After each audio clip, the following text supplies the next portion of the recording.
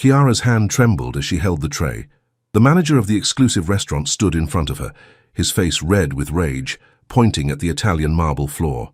"I told you to get on your knees and apologize to Mr. Blackwell. Now." She looked at the man seated at the table, grey hair, expensive suit, cruel smile. He had deliberately spilled wine on his own lap just to blame her. Everyone knew it, but no one would say anything. "I won't kneel," Chiara said quietly, her voice steady despite her racing heart. "I didn't do anything wrong." The manager stepped forward. "Then you're fired, and you'll pay for the wine you wasted. $300, a week's worth of work, her sick mother's rent." Chiara felt tears burning her eyes, but she didn't let a single one fall. She wouldn't give them that satisfaction. That's when she heard the footsteps. Heavy, deliberate, the kind of footsteps that make conversations stop. The entire restaurant froze. Even the manager turned his head. A man was crossing the main dining room. Impeccable black suit, white shirt with 2 buttons undone, dark tattoo climbing up his neck, black eyes that seemed to see straight through people. Matteo Ricci. Everyone in New York knew that name. Even Chiara, who barely had time to watch the news between her 3 jobs. He stopped 2 meters from her. His bodyguards flanked the exits. "Repeat what you just said," Matteo spoke, looking directly at the manager. His voice was low, calm, and absolutely terrifying. "If you want to find out what happened in that restaurant and how that night changed Chiara's life forever, subscribe to the channel and leave a comment saying where you're watching from. Every view helps bring more intense stories like this one to you." Chiara Davis woke up at 4:30 in the morning, as she had done every day for 3 years. The tiny apartment in the Bronx was freezing. She put her coat over her pajamas and went to her mother's room to check her medication. Eleanor Davis slept fitfully, her breathing heavy because of the pneumonia that never seemed to fully improve. Chiara left a note on the nightstand. "Had breakfast, Mom. Back at 11. Love you." A lie. She didn't have time for breakfast, and she'd be back at 3 p.m., not 11. But Eleanor worried too much. Her first shift was cleaning offices in Manhattan, 5 a.m. to 9 a.m. Then she ran to her second job, cashier at a supermarket, 10 a.m. to 2 p.m. The third job paid the best. Waitress at Ristorante Paradiso, one of the most expensive Italian restaurants in New York. 6 p.m. to 11 p.m., sometimes midnight. Chiara looked at herself in the broken bathroom mirror as she pulled her curly hair into a tight bun. 24 years old. Graduated in business administration from a community college nobody knew. Resumes sent to 100 companies. 0 responses. "You're overqualified," they said, which really meant you don't have the right connections. So she cleaned, rang up groceries, served food, and paid her mother's bills. That evening, Chiara arrived at Paradiso at 5:45 p.m. as always. The manager, Richard, looked her up and down with disapproval. "Your uniform is wrinkled." "I just ironed it," she responded calmly. True, she had ironed it in the supermarket staff room. "You're working table 7 today." "And Chiara?" Richard leaned closer, his voice low and threatening. "Mr. Blackwell is there. He's a VIP client. Don't mess anything up." Thomas Blackwell, CEO of some investment company, came to the restaurant twice a month and treated the staff like garbage. Chiara nodded and went to table 7. Blackwell was seated with 3 other men in suits, all white, all wealthy, all with that air of superiority that made her stomach turn. "Good evening, gentlemen. My name is Chiara, and I'll be serving you today. Can I start with something to drink?" Blackwell didn't even look at her. "Red wine, the Barolo 2015. "Excellent choice, sir." She returned with the bottle, showing the label as protocol required. Blackwell waved impatiently. Chiara poured a small amount into his glass for tasting. He took a sip, made an exaggerated grimace. "It's warm. Don't you know how to serve wine properly?" "Sir, the wine is at the correct temperature, 18. "Don't contradict me." Blackwell grabbed the glass and deliberately poured the wine onto his own lap. "Look what you did." The entire restaurant turned. Chiara froze. I didn't... You spilled wine on me. An $800 bottle." Richard appeared instantly. "What happened here?" "Your incompetent employee spilled wine on me," Blackwell said, standing up. "I demand that she apologize." "On her knees." Chiara's heart stopped. "Mr. Blackwell, I sincerely apologize." "On your knees," he repeated, pointing at the floor. Richard looked at Chiara. "Do what he's asking." "I won't." "Then you're fired."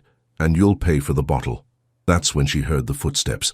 Matteo Ricci entered through the main door like a silent storm, 2 bodyguards behind him. The maitre d' practically ran to receive him, but Matteo wasn't looking at the maitre d', he was looking at Chiara. More specifically, at the man demanding she kneel. Matteo crossed the restaurant. Each step deepened the silence. He stopped between Chiara and Blackwell, his broad back completely blocking her view. "Repeat what you just said," Matteo spoke, his voice low and dangerous. Blackwell paled. "Mr. Ricci, I didn't know you were—" "You told her to kneel? It was a misunderstanding. Answer the question." Blackwell swallowed hard. "She spilled wine on me." Matteo turned his head slightly, looking at Chiara for the first time. Dark eyes intense that seemed to see straight through her. "Is that true?" Chiara found her voice. "No, sir. He spilled it deliberately." Matteo looked back at Blackwell. "So you lied. And you demanded that an employee humiliate herself because of your lie. I'm an important client. You're nothing." Matteo took off his suit jacket, revealing suspenders over his white shirt. He folded the jacket carefully and placed it over Chiara's shoulders. She looked at him, shocked. The jacket was warm, heavy, smelling of something expensive and masculine. "No one," Matteo said, still looking at Blackwell, "is going to make you kneel while I'm breathing." The restaurant was completely silent. Chiara felt the weight of Matteo's jacket on her shoulders, as if it were made of lead or gold, something precious and dangerous at the same time. Thomas Blackwell seemed to have forgotten how to speak. "Mr. Ricci, with all due respect—" "You don't have my respect," Matteo interrupted, "and you never will. Get out of my restaurant." "Your restaurant?" Richard, the manager, stammered. "Sir, I didn't know you were the—" "Now you know." Matteo turned to him. "You're fired too, effective immediately. But I've worked here for 15 years. And in 15 years, you didn't learn to treat people with dignity." Matteo made an almost imperceptible signal. 2 bodyguards appeared beside Richard. "Collect your things, both of you." Blackwell tried one last time.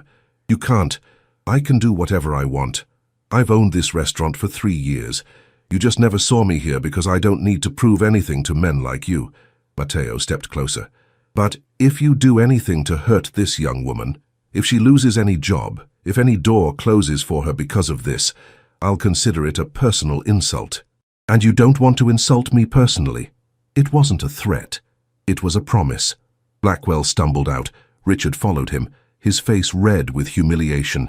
The entire restaurant exploded in whispers.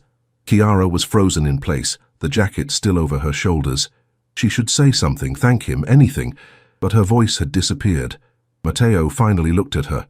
Up close, he was even more intimidating. Easily 6'1", broad shoulders, strong jaw covered by a perfectly trimmed beard. The tattoo on his neck was a coiled snake, detailed, artistic. "What's your name?" he asked. "Chiara," she managed to say. "Chiara Davis." Chiara. The way he said her name did something strange to her stomach. "Are you okay?" Yes, thank you." "You didn't have to—" "I did." He extended his hand. Not to shake hands with her, to return the jacket. Chiara quickly removed the jacket, embarrassed. Of course. He was just making a statement. But instead of putting on the jacket, Matteo folded it over his arm. "How long have you worked here?" 8 months. "Do you like the work?" Strange question. "I need the work," she said honestly. Something passed through his eyes. Understanding, perhaps. "Marco," Matteo called. One of the bodyguards approached. "Chiara will assume temporary management until we find someone permanent." Chiara blinked. "What?" "You've worked here for 8 months. You know how things work. You know how to treat people with respect." Matteo looked at her. "Unless you don't want to." I don't have management experience." "You have something better. Character." He paused. "How much was Richard paying you?" $15 an hour, plus tips. Now it's 40 an hour. No tips because you won't be serving tables anymore. You'll be managing." Matteo handed her a card, black, with gold letters. "Call this number tomorrow. My assistant will arrange the paperwork." Chiara looked at the card. Her hands were shaking. $40 an hour. That meant she could quit her other 2 jobs, could sleep more than 4 hours a night, could pay for a better doctor for her mother. "Why are you doing this?" she asked, her voice breaking. Matteo studied her for a long moment. "Because someone did this for me once, when I had nothing." He put on the jacket. And because you didn't kneel, even when it would have been easier. He started to turn, but Chiara grabbed his arm instinctively. Mistake. Both bodyguards moved immediately. Matteo raised his hand, stopping them. Chiara released his arm as if it had burned her. Sorry, I didn't mean to. It's okay.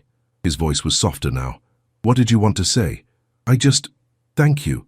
Seriously, you changed my life today. Matteo looked at her, and for the first time, something that looked almost like a smile touched his lips. You're welcome, Chiara Davis. 3 weeks later, Chiara was starting to believe that night had really happened. The job as manager was difficult, but she loved every second. Coordinating staff, solving problems, creating schedules, everything made sense to her. She was finally using her degree, and for the first time in 3 years she slept through an entire night. Her mother cried when Chiara told her about the raise. God bless you, baby, and bless that man who helped you. Chiara didn't tell her mother who Matteo Ricci was. Eleanor didn't need to know that her daughter now worked for the Mafia, because it was obvious what Matteo was. Everyone knew. The politicians who came to dinner and lowered their voices, the police officers who never seemed to be on duty when he was present, the way powerful people treated Matteo with a mixture of fear and respect. Chiara tried not to think about it. He gave her a chance when no one else would. Matteo didn't return to the restaurant for 3 weeks. Chiara half expected him to show up to supervise, but his office sent a message. Mr. Ricci trusts your judgment. Keep up the good work. Then, in the 4th week, he appeared. It was a Tuesday evening, relatively quiet. Chiara was reviewing supplier orders in the tiny office when she heard the commotion outside. She came out and saw Matteo being escorted to the private table in the back. 3 men with him. All looked dangerous. The chef came running. Chiara, Mr. Ricci is here. What do we do? We treat him like any client, she said calmly. With excellence. Chiara grabbed the special menu and went to the private table. She knocked lightly on the door before entering. The 4 men looked at her. Matteo was sitting with his back to the wall naturally. Position of power. Good evening, gentlemen. Welcome to Paradiso. Matteo recognized her immediately. Something passed through his eyes. Surprise, perhaps? Or satisfaction? Chiara. Her name in his voice still did something strange to her heart. You're managing well. Thank you, sir. Can I bring something to drink? Champagne. The Krug that I know you hide for special occasions. She blinked. How did he know that? Of course. And for dinner? You choose. Something you would recommend. The other men at the table seemed surprised. Apparently, Matteo Ricci didn't usually let other people choose for him. Chiara nodded and left. She assembled a perfect tasting menu. 7 courses, each one highlighting the chef's best work.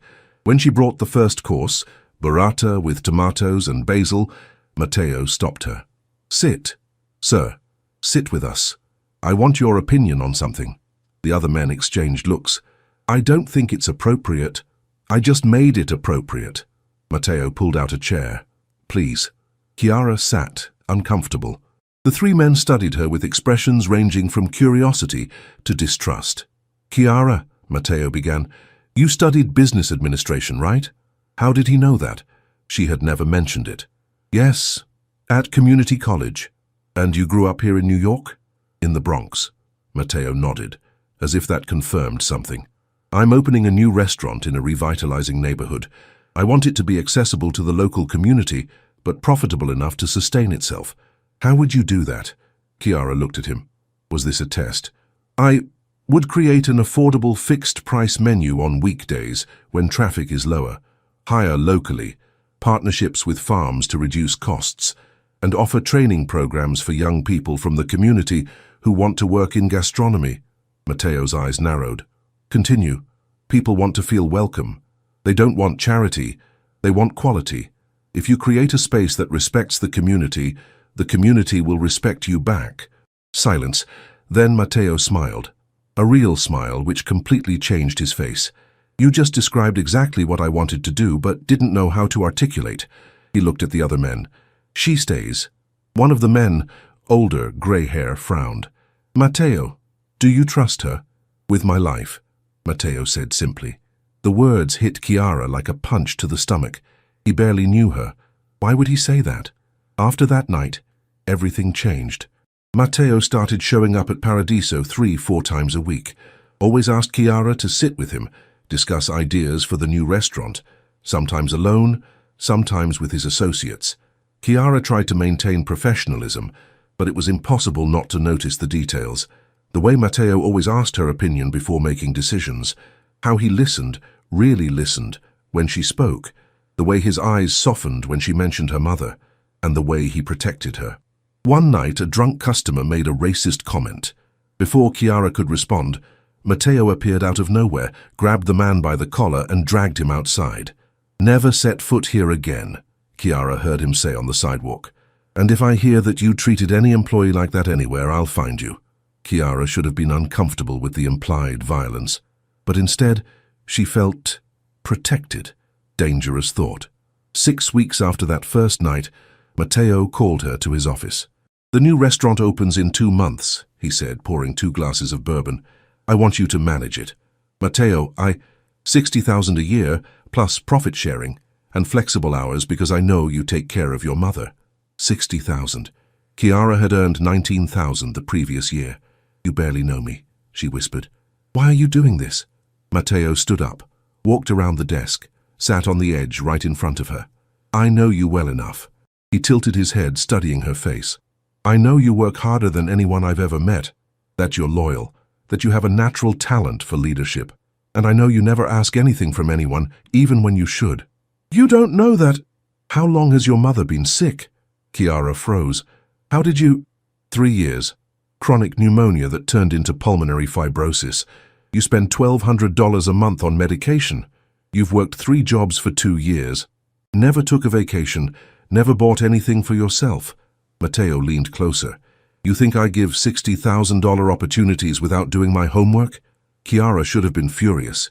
He had invaded her privacy, investigated her, but all she could feel was seen, known. "Why do you care?" she asked, her voice breaking. Matteo reached out, hesitated, then gently touched her cheek with his knuckles. "Because I see you, Chiara, and you deserve more than the world has given you so far." His touch was warm, calloused, surprisingly gentle. Chiara closed her eyes. She shouldn't want this. He was dangerous. She knew what he was, but God, she was so tired of being strong alone. "Accept the position," Matteo said softly. "Let me help you." "Okay," she whispered. When she opened her eyes, Matteo was smiling, and this time the smile reached his eyes. The new restaurant, called Casa, opened 8 weeks later. Chiara worked 16 hours a day in the last 2 weeks before the opening, hiring, training, setting up the space. Matteo was by her side the whole time, moving furniture, painting walls, laughing when she corrected him. "You're bossy," he said one evening, when she reorganized the tables for the 3rd time. "You hired me to manage," she responded, "so let me manage." "Yes, ma'am," he smiled, that smile that made her heart skip. Opening night was an absolute success. The local community showed up in force.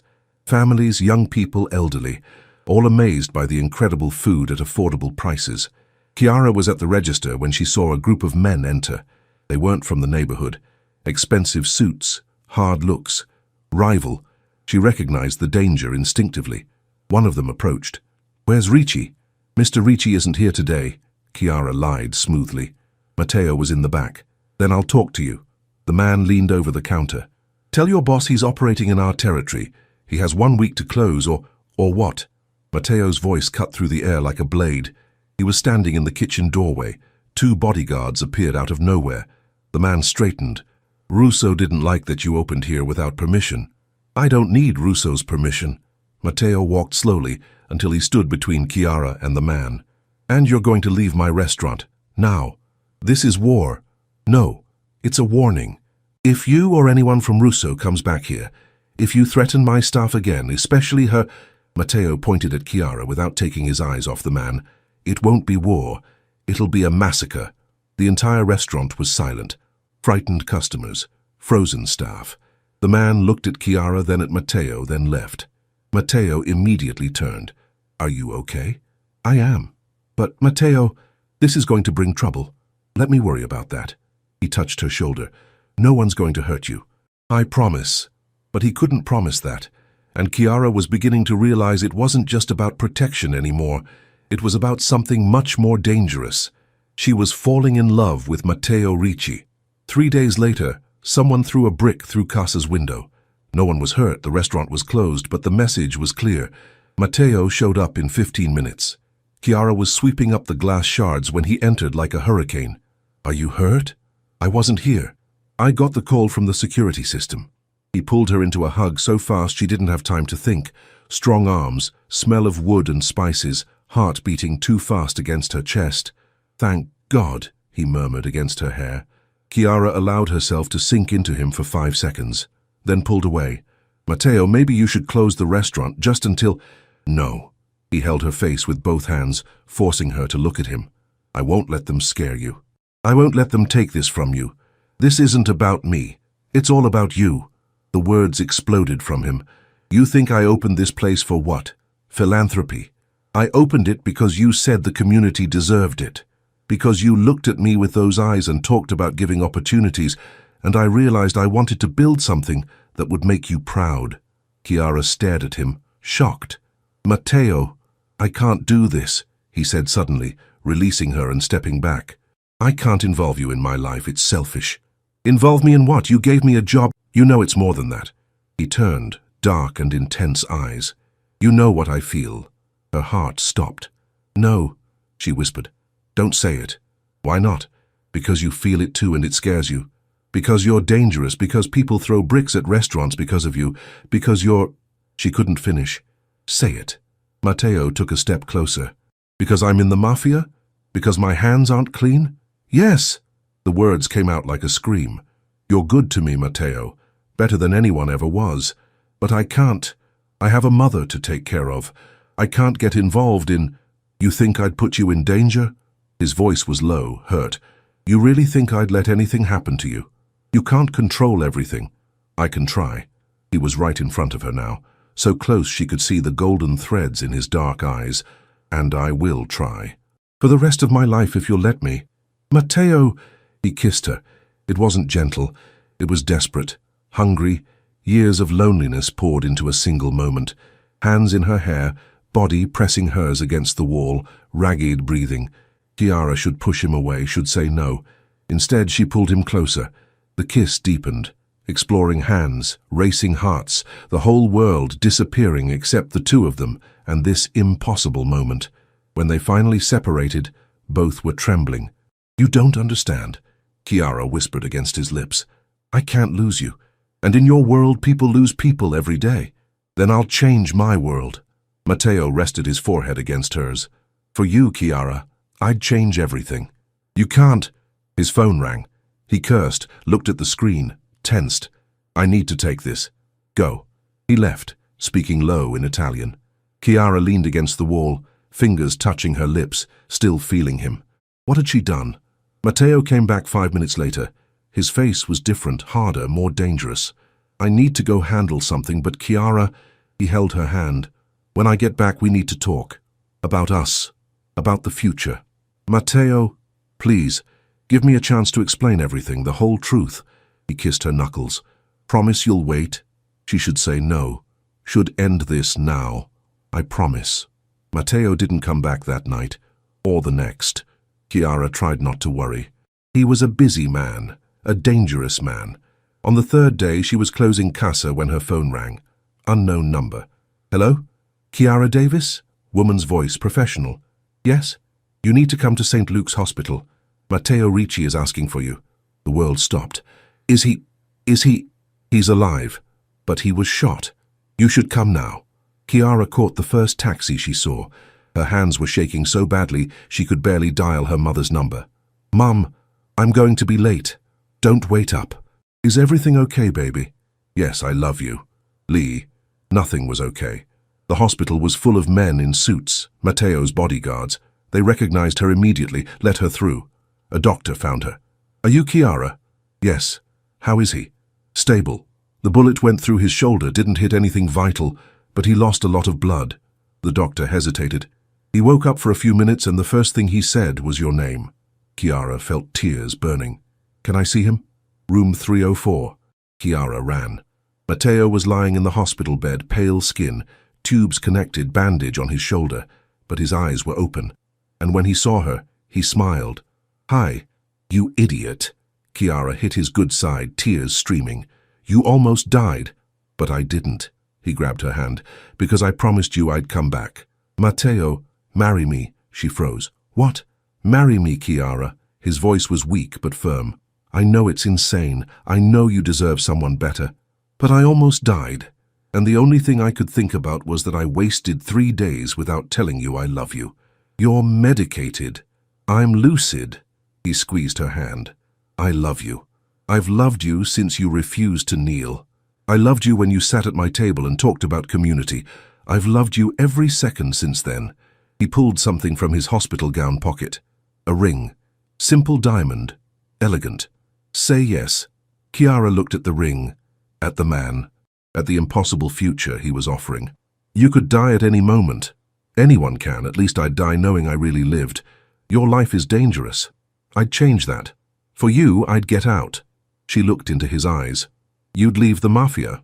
Yes. Liar. He smiled. Okay. I can't get out completely.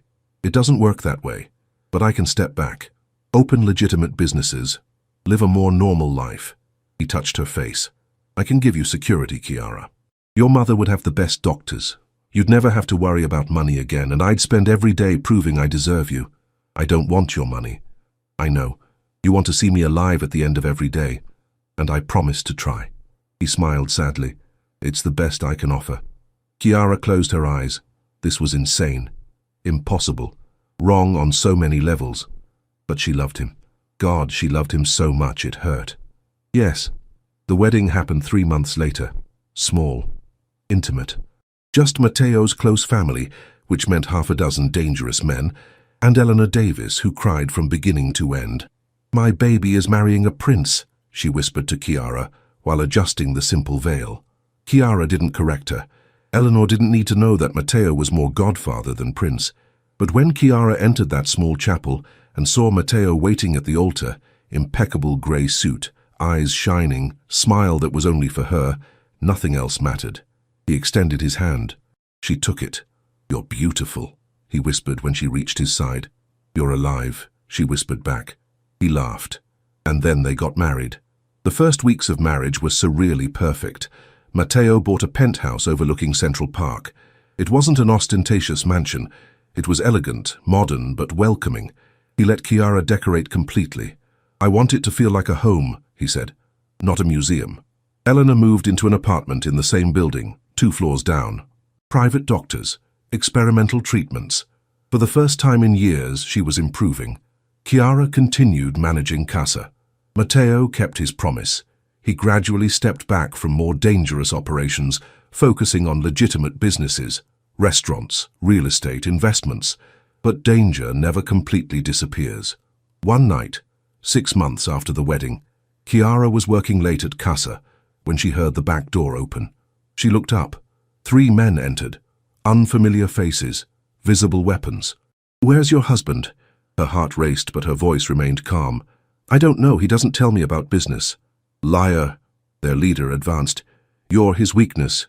Everyone knows that. Then you made a mistake coming here. Chiara was terrifyingly calm. Years of poverty had taught her not to show fear.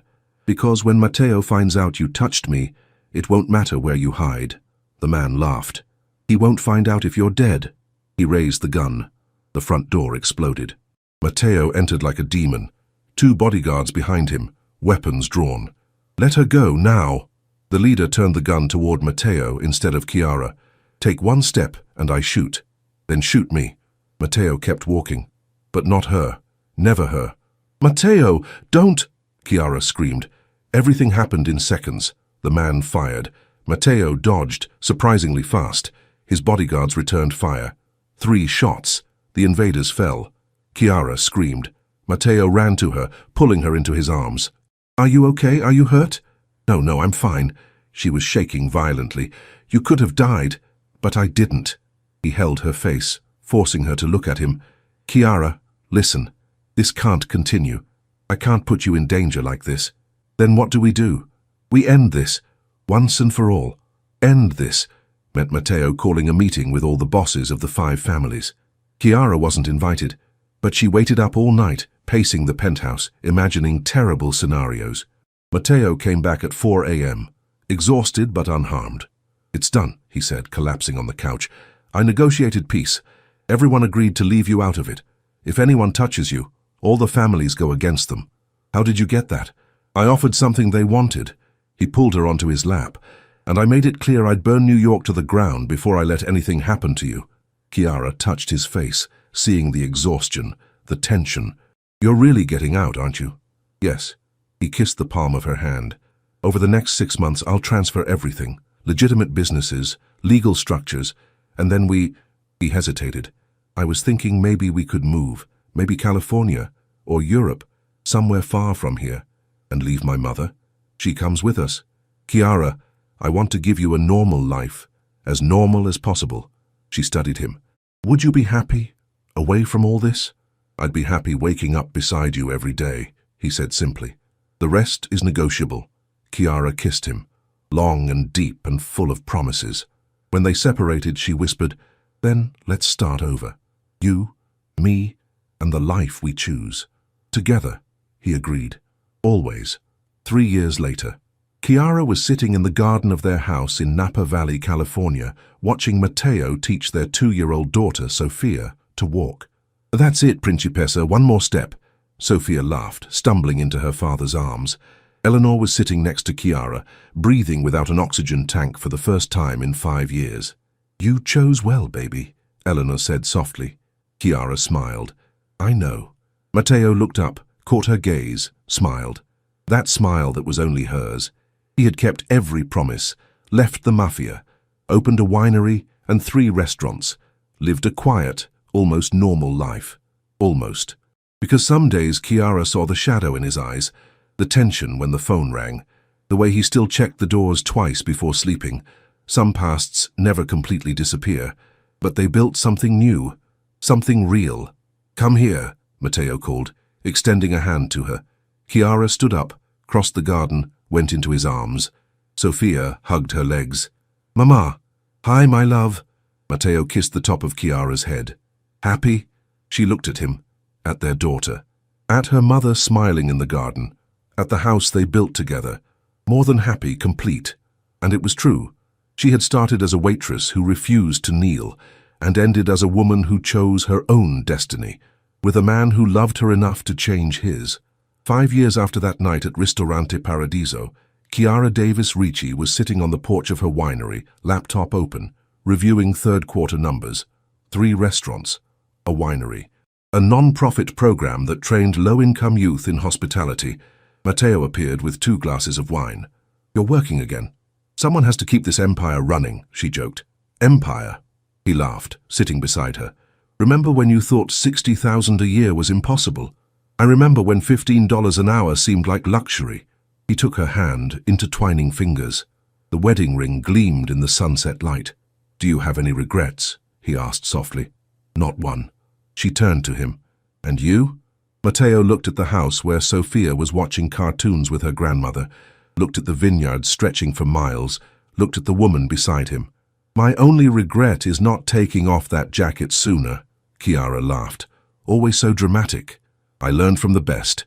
He pulled her into a kiss. "I love you, Chiara. I love you too." They stayed like that as the sun set over Napa Valley, 2 survivors who found each other against all odds. She never knelt, and he never asked her to bow. Instead, they stood up together and built an empire based not on fear, but on respect, not on power, but on love. 5 years later, and their story was just beginning. This story of Chiara and Matteo has come to an end. If it touched your heart in any way, leave your like and share it with someone who also enjoys intense and transformative love stories. New emotional stories coming soon. Until next time.